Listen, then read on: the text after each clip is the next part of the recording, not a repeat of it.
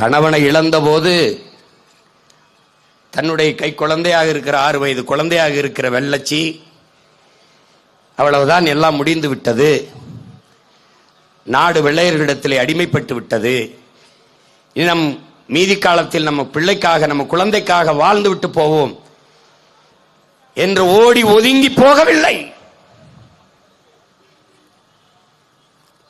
கணவனின் உயிரற்ற உடல் மீது சத்தியம் செய்கிறாள், இந்த நிலத்தை மறுபடியும் நான் போரிட்டு மீட்பேன் என்ற உறுதியை ஏற்று ஒரு பெண்மகள் அதே உறுதித்தன்மையோடு 8 ஆண்டுகள்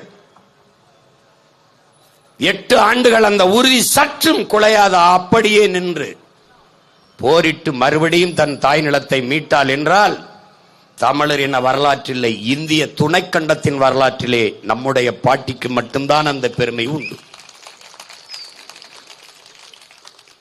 அறிவார்ந்த பெருமக்களே,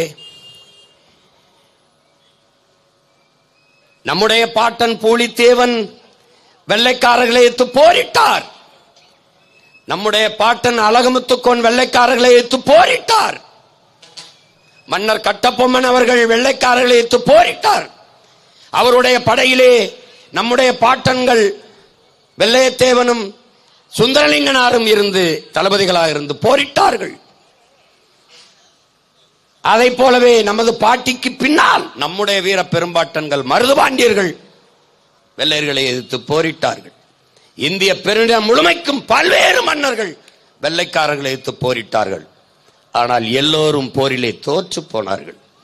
ஆனால் ஒரே ஒரு பெண்மகள் இந்திய துணைக்கண்டத்திலே, இந்த பெருநிலத்திலே ஒரே ஒரு பெண்மகள் தான் போரிட்டு வென்று மறுபடியும் மணிமுடியை சூட்டியவள் வரலாற்றிலே நம்முடைய பாட்டி வேலு நாச்சியார் மட்டும்தான். இழந்த நிலத்தை மீட்டு மறுபடியும் ஆட்சி அரியணையில் ஏறியவள் வரலாற்றிலே நம்முடைய பாட்டிதான்.